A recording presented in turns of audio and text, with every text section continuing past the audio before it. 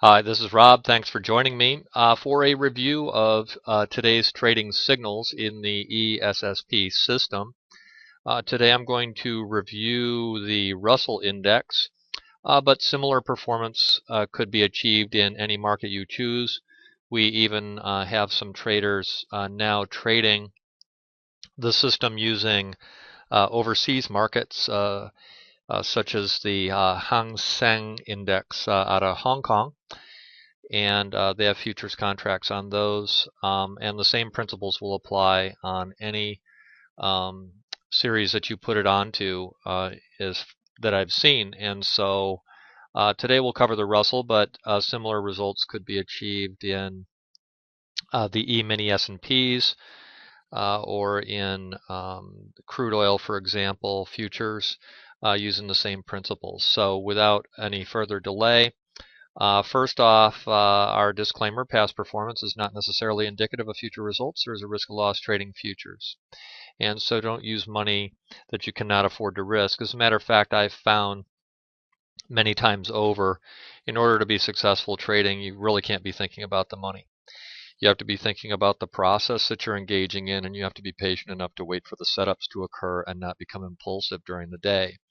And that's one of the design features that is incorporated in the ESSP system, is that it makes it possible for you to get caught in trend-oriented moves and to clearly see the signals when they're occurring. As we'll see, let's go ahead and look at the Russell here. My time, I'm on Pacific time, and so my day starts at 6:30. And these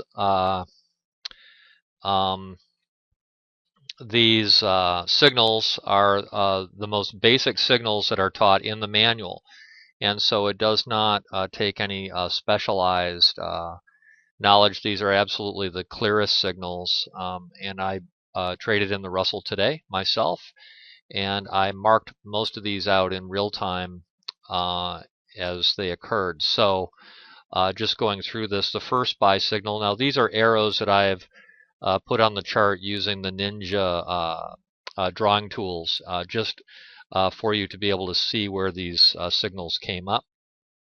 Second trade of the day would have been stopped out.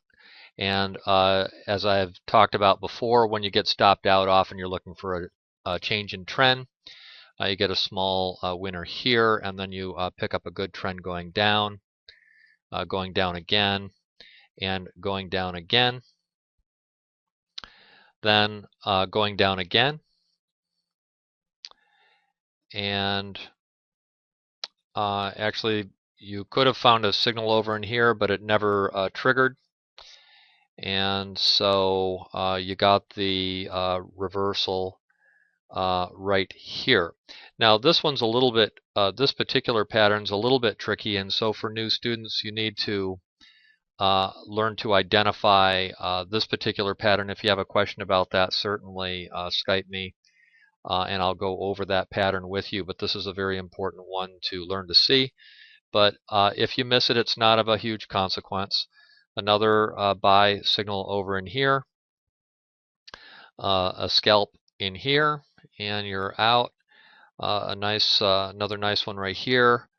A nice deep retracement trade right here, and then the market kind of flatlined for the rest of the day. There's actually another buy signal over in here, but you only had a couple minutes left remaining in the day, and so I don't usually advise trading over in here. We got through that pretty quickly, so let me go over, let's take a look at crude oil. There were a couple of setups in crude oil today. I did not personally trade in crude oil.